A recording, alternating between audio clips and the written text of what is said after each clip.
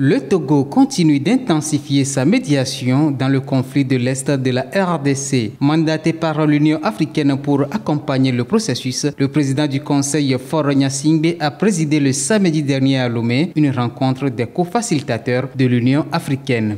Il s'agit de plusieurs anciens chefs d'État, notamment du Nigérien Olusegun Obasanjo, du Kenyan Uhuru Kenyatta, de la Centrafricaine Catherine Samba Panza, entre autres. L'objectif est de trouver une solution africaine au conflit à l'est de la RDC. Les échanges ont porté sur la coordination des efforts pour parvenir à la restauration de la paix et la stabilité dans la région des Grands Lacs. Selon Faure Gnassingbé, ces échanges sont porteurs d'espoir. Par ailleurs, les États-Unis, qui appuient cette initiative aux côtés de l'Union africaine, ont réaffirmé leur soutien à la médiation conduite par le Togo. L'objectif reste inchangé: parvenir à un accord de paix entre la RDC et le Rwanda d'ici la fin du mois de juin. Au Togo, pour avoir une alimentation saine, il va falloir débourser près de 2000 francs CFA. Un coût relativement faible en comparaison avec les autres pays d'Afrique. C'est ce que révèle le récent rapport des Nations Unies sur la sécurité alimentaire. L'indicateur d'une alimentation saine s'appuie sur 6 groupes alimentaires essentiels qui sont les féculents, les fruits à coque et à graines, les légumes secs, les huiles et graisses, les fruits ainsi que les produits d'origine animale. Ajusté en parité avec le pouvoir d'achat, ce coût place le Togo parmi les pays africains où l'accès à une alimentation saine est moins cher. Il est classé 6e sur le continent. En Afrique de l'Ouest, une alimentation saine coûte un peu plus moins cher en Guinée qu'au Togo et un peu plus cher en Côte d'Ivoire et au Sénégal. Selon le rapport de la FAO, une alimentation saine à moindre coût est un atout. Toutefois, elle rappelle que le niveau bas du coût d'accès à une alimentation saine ne signifie pas pour autant que l'accès réel à l'alimentation saine est garanti. Preuve, la région ouest africaine concentre près de 300 millions de personnes incapables de s'offrir une alimentation équilibrée.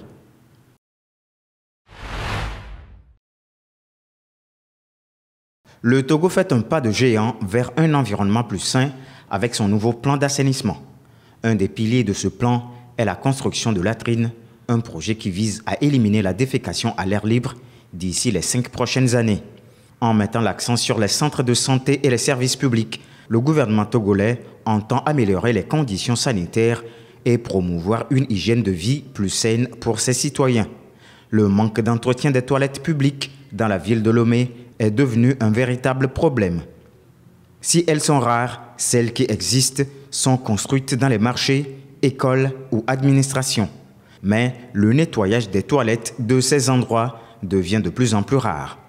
Dans un communiqué récemment publié, l'Association togolaise des consommateurs, ATC, pousse un cri d'alarme sur une situation aussi banale qu'essentielle: l'état lamentable des toilettes destinées aux clients et visiteurs dans de nombreux établissements publics et privés au Togo. Pour l'ATC, il ne s'agit pas simplement d'un détail logistique, mais bien d'un aspect fondamental du respect des droits des consommateurs. Elle rappelle que la mise à disposition de toilettes fonctionnelles et propres fait partie des obligations élémentaires des établissements accueillant du public, qu'ils soient administratifs, commerciaux, hospitaliers ou scolaires. Rappelons également que 63% de la population ne dispose pas encore de toilettes améliorées selon les chiffres officiels. 74% en milieu rural pratiquent encore la défécation à l'air libre, contre 18% en milieu urbain, affichent les mêmes statistiques. L'ATC appelle les responsables à tous les niveaux à faire de l'hygiène des toilettes une priorité, affirmant qu'elle contribue également à l'image positive des institutions concernées. Elle invite ainsi à l'installation systématique de toilettes accessibles et à leur entretien rigoureux dans tous les établissements accueillant du public.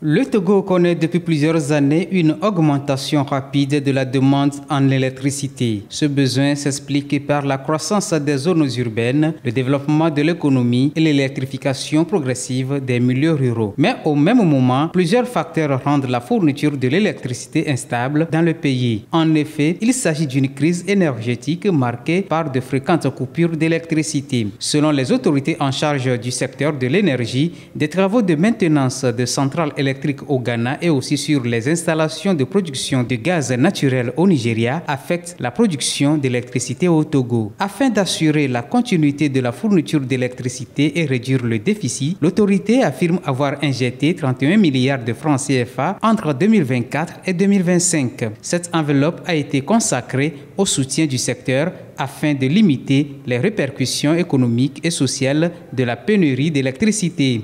Le but est d'alimenter les centrales thermiques grâce à des combustibles liquides. Cela a permis d'injecter jusqu'à 35 MW supplémentaires dans le réseau national.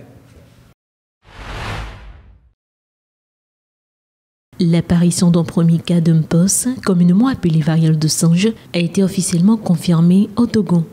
En effet, la variole de singe est une infection virale rare qui partage une parenté avec la variole. Elle se manifeste généralement par une éruption cutanée accompagnée de fièvre, de frissons et de la fatigue. L'évolution de la maladie se traduit par l'apparition de lésions cutanées qui se localisent principalement sur le visage et les membres. Causée par le virus du monkeypox, cette maladie se transmet principalement des animaux à l'homme, souvent par contact direct avec des animaux infectés. La contamination interhumaine, quant à elle, peut survenir à travers des objets contaminés ou par des contacts directs avec des personnes infectées. Bien que la variole de singe soit souvent bénigne, elle peut entraîner des complications sérieuses chez certaines populations, notamment les enfants et les personnes immunodéprimées. En réponse à cette alerte sanitaire, le ministère de la Santé a déclenché une série de mesures préventives. Cela inclut le renforcement de la surveillance épidémiologique, l'activation d'un système d'alerte précoce, ainsi que la préparation des dispositifs de prise en charge des cas. Les autorités sanitaires exhortent la population à adopter des gestes barrières indispensables pour contenir la propagation du virus. Lavage régulier des mains, port du masque et éviter des contacts à risque. En cas de symptômes suspects, une consultation médicale rapide est fortement recommandée afin d'assurer une prise en charge adéquate.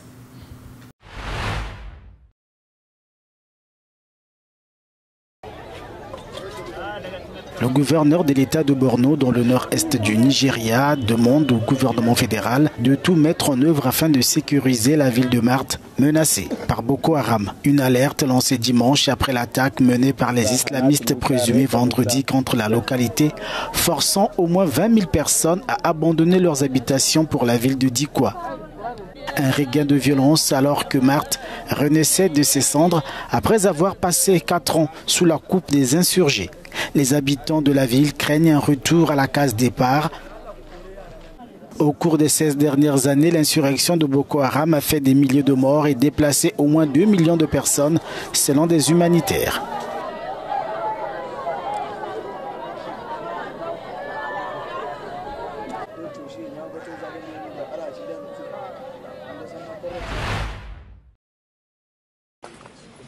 En République démocratique du Congo, les combattants du M23 ont entrepris samedi d'expulser des milliers de personnes qu'ils considèrent comme des clandestins originaires du Rwanda. L'information est relayée par les médias sur place. Le groupe rebelle contrôle Goma, principale ville de l'Est de la RDC. En début de semaine, le porte-parole militaire du mouvement Willy Ngoma a présenté aux médias 181 personnes qu'il qualifie de sujets rwandais en situation irrégulière dans le pays, dans le stade principal de Goma.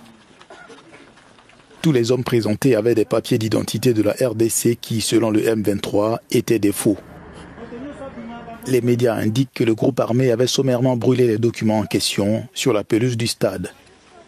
À bord de camions affrétés par le M23, plusieurs centaines de femmes et d'enfants avaient rejoint au stade leurs parents arrêtés, certains se réclamant de la localité de Karanga dans le Nord Kivu.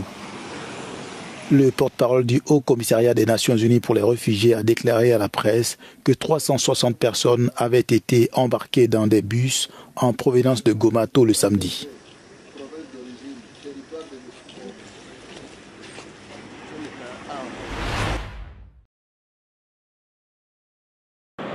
Un calme précaire dans les rues de Tripoli, la capitale libyenne, a été le théâtre le 12 mai d'affrontements les plus violents depuis des années.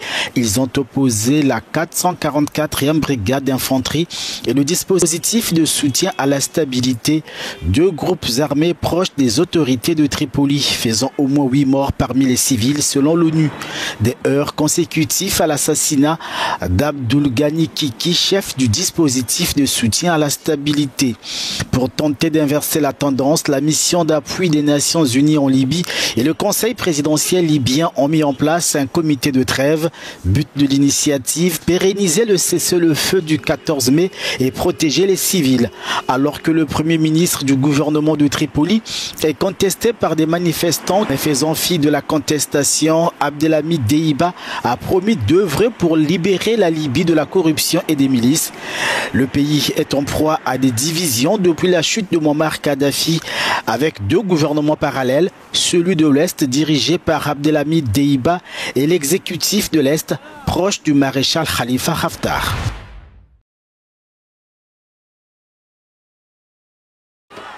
Devant ses partisans, il fait le V de la victoire, mais Rafał Trzaskowski le sait, le second tour de la présidentielle est loin d'être gagné.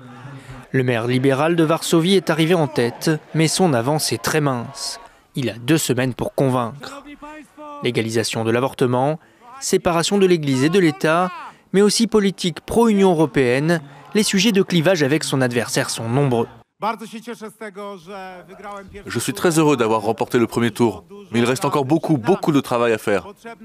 Il faut être déterminé, il faut vos voix, il faut convaincre tout le monde. Favorable aux droits des LGBT, à l'accueil des réfugiés et à l'aide militaire à l'Ukraine, Rafał Trzaskowski est le candidat de la coalition gouvernementale centriste. Face à lui, le conservateur Karol Nawrocki est soutenu par le PiS, le parti droit et justice, qui a régné sur le pays jusqu'en 2023 et occupe toujours la présidence. Historien de profession, cet homme de 42 ans est un nationaliste convaincu. Je ne permettrai pas que la sécurité des Polonaises et des Polonais soit menacée par des migrants illégaux et notre vie économique par l'introduction de l'euro. Je n'accepterai pas que de nouveaux traités de l'Union européenne soient signés. Ses promesses de campagne, la baisse drastique des impôts et le retrait de la Pologne des accords européens sur la transition écologique ou la politique migratoire. Cet admirateur de Donald Trump dénonce aussi l'accueil des réfugiés dans son pays et trouve les Ukrainiens ingrats quant à l'aide qu'ils reçoivent. Il pourrait bénéficier d'un confortable report de voix de la part des électeurs du candidat d'extrême droite arrivé 3e, Sławomir Mentzen. Le vainqueur du second tour du 1er juin aura notamment le pouvoir d'opposer son veto aux lois proposées par le gouvernement.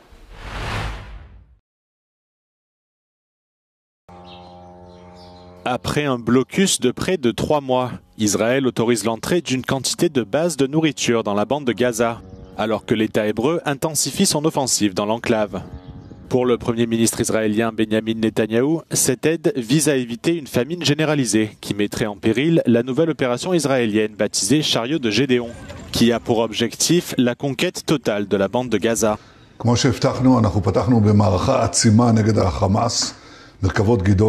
כוחות צה"ל פשוט נכנסים בכוח לתוך הרצועה במטרה כפולה, הכרעת החמאס ושחרור חטופינו. 2 מטרות שמשולבות זו בזו, ואנחנו נשיג את שניהם. Selon les ONG, près de 500 000 personnes vivent déjà dans des conditions de famine critiques à Gaza. Et Médecins sans frontières accuse Israël d'orchestrer une éradication des Palestiniens. Dans ces conditions, le ministre français des Affaires étrangères, Jean-Noël Barrot, appelle à une aide humanitaire immédiate, massive et sans entrave pour enrayer définitivement la famine.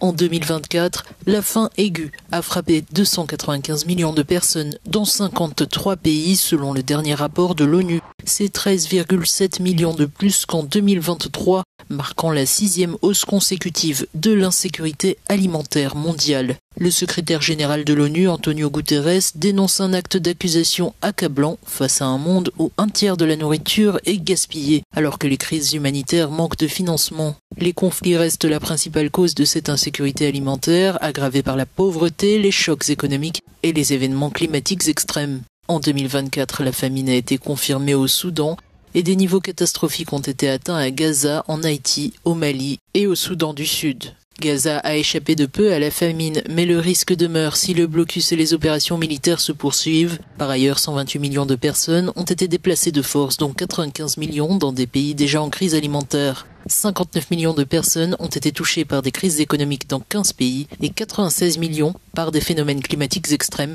notamment en Asie du Sud, Afrique australe et Corne de l'Afrique.